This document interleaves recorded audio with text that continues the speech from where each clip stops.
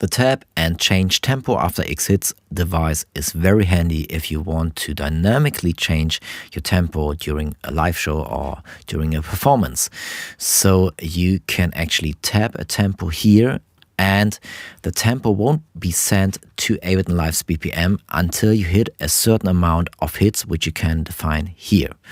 So let's do this and set this up. So let's say we want to use 3 hits before the tap button fires the tapped in tempo here.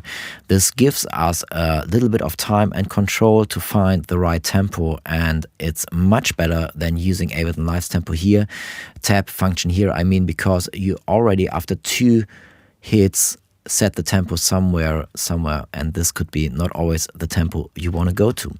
So let's say we want 3 taps, which would mean 1, 2, and then on the 3rd hit, I would send over the tempo I just tapped in.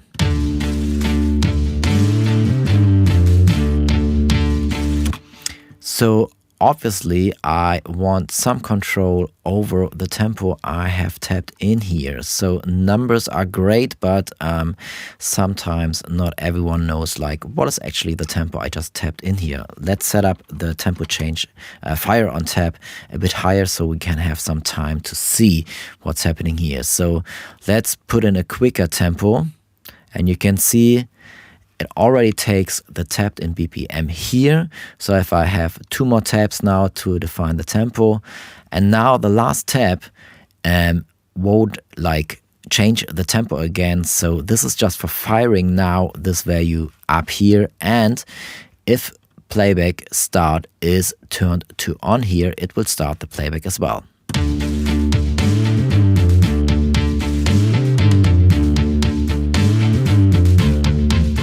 Let's change the tempo to somewhere a little bit faster. So this wasn't a big tempo jump, but maybe you play a show and you want to dynamically change stuff on the gig, so you can do this right here and monitor this right here. You have a few more options if you open up this view here. As I already showed you, you can start the playback with the tapping, or you can just set the tempo change here. So the tempo change is being taken over, but you can control start the playback with a different button here if you want to. You can as well activate the retrigger function, which would be for the arrangement view. So if you got a tune playing and then hit the tap button and fire the tempo, it will retrigger from the point where this blinking marker here is set to. So another function here is for MIDI mapping and a reset function here. Let's have a look on the reset function here first. I thought it would be great because sometimes you might count in to somewhere and then the guitarist wasn't ready. So you might have tapped a tempo in here which wasn't like the tempo you wanted to go to because you were distracted or someone wasn't ready, so you need to restart the tapping maybe. So you can set on an auto reset. So this means like if no other tap hit is received after 3 seconds, it will reset the tap count here. So I have 5 tap counts before I'm going to the fire the tempo button here.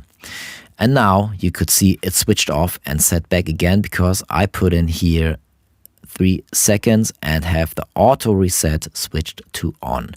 I could obviously just reset this per default, so I'm counting in and the guitarist wasn't ready or something, so I could click reset and just count in again if I need to, or tap in again if I need to.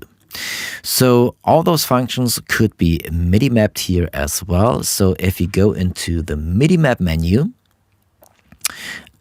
you can just select the tap button, for example, and you can set it up to an E-drum pad, which is sending MIDI notes, or another MIDI controller, which is sending MIDI notes. MIDI notes make sense here much more than MIDI control change. So now I'm just set this up by selecting the button I want to MIDI control. I'm gonna leave the MIDI map menu just by pressing Command M, for example.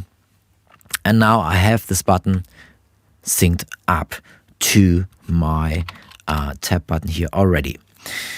So I have another way of accessing those tab button here. So I could actually send in a MIDI note into this track here as well. So this is a bit more flexibility if I want to change the MIDI note later on in the set, or if I want to use this MIDI note later on in the set to trigger sounds. It makes more sense to use this tab note function here. And so if I press S, it automatically detects the next MIDI note which is coming in, and I now have my not drum 3P being mapped up here, and I can just tap in the tempo and then play it really slow. And of course I want to go faster. 4 taps, and then on the next one maybe I want to set it, make it quicker. Yes, I can set up a MIDI mapping direct note input here as well for the reset function as well.